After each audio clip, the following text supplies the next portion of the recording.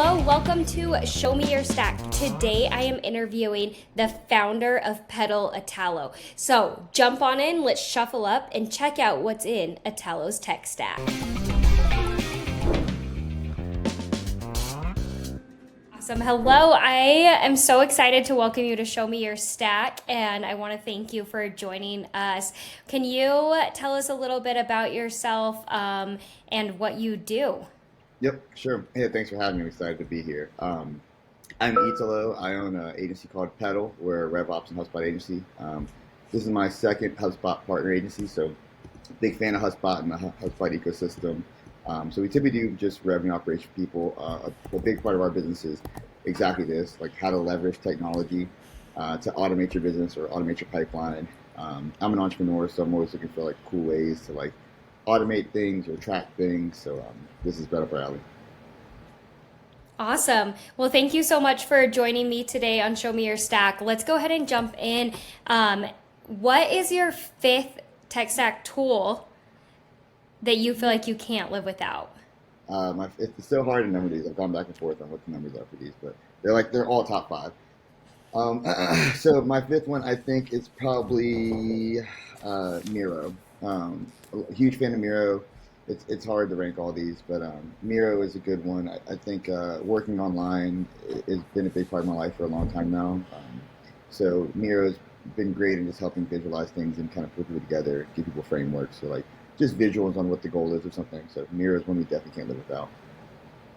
Awesome. I hear that one actually more often than I would have thought when I started this. So I think that's easily winning the fifth spot across the board.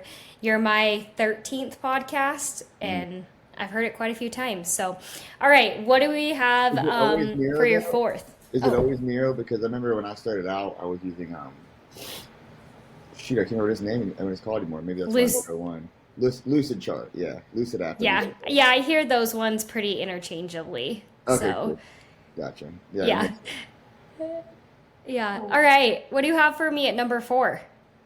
it's number four. So this is like an aspirational tool. I actually do love it. I'm so busy. It's really been hard for me to get on the content game. But this is like an aspirational tool for me. It's called Taplio. So Taplio is made by the Okay, people who made TweetDeck. Have you heard of TweetDeck? Sorry, not TweetDeck. I TweetHunt. haven't. I haven't heard of this. This is new. I Okay, have cool. not heard of either of these tools yet. Good. So, I'm glad I could bring something fresh. So Taplio is made by the Tweet Hunter, excuse me, the Tweet Hunter guy, and it's a really cool okay. story. I think the way he did it, his name is Tebow. I think his Twitter, his X is like Tebow Maker. Really cool guy, really interesting guy.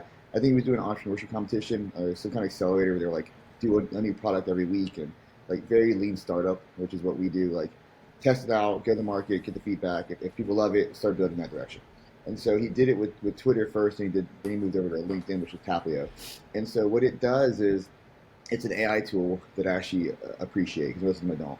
And so what it does is it researches who you are in your market and does a few different things. First thing it'll do is it'll like say, hey, like who are you? What do you like to talk about? Pick some topics, pick some things, some hashtags, and Mm-hmm. we'll find other posts that have gone viral on your topics or things you want to talk about.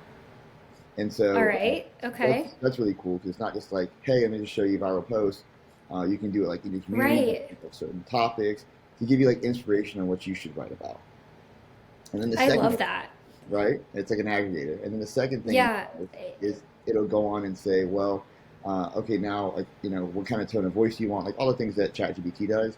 But it's not just for like writing. It reads it consistently reads LinkedIn and writes in like a LinkedIn voice. Like what's going to work for Mm, LinkedIn based off how other people's LinkedIn posts write. It's not just on your topics, but like the okay. tone of voice, like write a hook for me based off of how other people write hooks Right. in B2B SaaS, right? Like, and so it's really I love that. specific. And so it really like downs the time that's going to take you to write something. So it'll give you a framework. And like all AI, there's no soul to it, right? Like you still need to do your own writing, but it just shrinks the time that Yeah. you're doing your research and you're getting your inspiration. And also shrinks the time of like getting, like if you want to do a thread or something or a longer post, or like get that in organized for you, you can go in and kind of add the soul to it. That's awesome. In my mind, I'm like, I'm using that as like an avid LinkedIn poster that by Fridays is like, what the heck am I writing about? So I'm taking that as a personal win. Thank you. Yeah, it's a game changer. Um, yeah. All right. What do you have for us at number three? Okay, so number three, I have Loom, and I put Loom pretty high up there because, like, Yeah. really, I think Loom might be number one. But because again, being a remote team, like we're a remote first company, we always will be, and so it's easy to get your ideas across when you can just do a quick Loom and send it over to them and show them what you're looking at, Totally. talk to them, talk them through it, and it also just like meetings, like I cannot run away from meetings fast enough, so it saves me a lot of meeting time. I think Loom should have probably been number one now I think about it, but I've moved these around a lot in my head Yeah. today, so I think I'm second guessing. I agree with you there. I am like, there's no world in my personal tech stack that Loom doesn't exist in Yeah, anymore. I So, don't know. Yeah. agreed. All all right. What do we have at two? So I think two is HubSpot. So, you know, again, like I'm not a serial entrepreneur. I've had a couple of businesses, and I think that I found most of my success in finding something repeatable and making that happen, make that work, and automate it. HubSpot's a love and hate relationship because it is amazing, but it is really expensive if you're like just starting out or testing new ideas. Like you need to have a proven thing before you want to go spend a few $1,000s a month on HubSpot and lock it to an annual contract. But if Totally. you're at that level, it's amazing because it automates almost anything you want for you. So the automation and then the reporting, man. Like I have done things where like people have some companies have large organizations have multiple CRMs and multiple data points, and I've even done things where I like the reporting in HubSpot so much, or like API their stuff in the HubSpot fields just so we can easily drag and drop reporting on it because everyone can understand HubSpot's reporting. Everyone who spends a little time knows how to use it. Not everyone can do Power BI. Not everyone can do all these other fancy tech stacks, but everyone Right. can do HubSpot reporting. So if you make it as a property, people can report on it. And I think the easy reporting is also a big thing. Agreed with you. This is my first job using HubSpot. Full disclosure, I came from Salesforce background, and I'm like, what the heck? Like, Way easier, huh? so yeah. That So makes sense. totally agree with you there. All right. What is your ace in the hole tool? This is your top tech stack tool you absolutely cannot live without. You're probably in multiple times in your workday. Yeah, ClickUp. It's ClickUp. I mean, the pro here is that it's amazing. The con is that it's so slow. It is so slow, but like I just can't get away from it. I live in it. We're an agency, so our reporting's in there. Our time tracking, our time sheets are in there. Our OKRs Right. internally are in there. Our OKRs for our clients are in there. Our you know, we have a system for breaking down projects versus tasks. We've integrated it to HubSpot's service hubs to create tickets and time track the tickets because we report our time in there. So like even though we could do HubSpot ticketing, it syncs with ClickUp because that's where they track the time, right? Because all our timesheets are done in ClickUp, and all of our clients are folders, and all of the task lists are either project task lists. Right. And so we can't live without it. It's like it's the core of our business. Yeah. Well, and honestly, like their branding is so fun too. It's great. And they like it's a PM tool, but they made a splash with it. Mhm. So I also agree. Like I love their branding. They've Yeah. done a really great job integrating with HubSpot. So it makes sense why those are your one and two jointly. So Yeah, exactly. Yeah, and they did a really good job. One thing that I told someone the other day, someone else was like, "Hey, like we're thinking about moving from something that's unheard of now at this point, something very specific, right? Like only a few people have heard of." And then they were like, "Well, do we go Jira, or do we go Asana, or do we go ClickUp?" And I was like, "Man, let me tell you this. Like I've used a few, I've used them all honestly, but I was like the migration from anything to ClickUp, they made it so easy. I think that's what they wanted because they came late to the game, right? Jira had been around for forever. yeah, Asana right, came out whenever Facebook realized they had to build all this stuff. Dustin's a co-founder of Facebook. He realized they needed this project too. You would think that'd be the winner.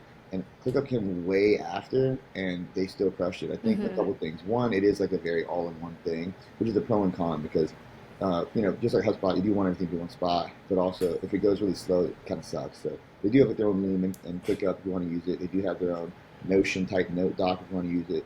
So I think it was right, awesome, but I right. don't think that's where they won the most. I think they really won with the migration. If you want to leave your other tech stack, your other PM tool, and go to ClickUp, it is the smartest like list upload manager I've ever seen. And I thought HubSpot was pretty good. What I mean by that is this: if you go upload a list to HubSpot now, it'll say like, "Hey, let's call it industry. Like, okay, industries on your spreadsheet are, uh, you know, food and beverage, and then seafood, where the industries on this in HubSpot are just, food or frozen food, whatever. You're like, do you want to map it? And Right. yeah, go ahead and map it this way. You can click and map it. ClickUp does that like a whole nother level. It's like, hey, like what? Like, this is this kind of property.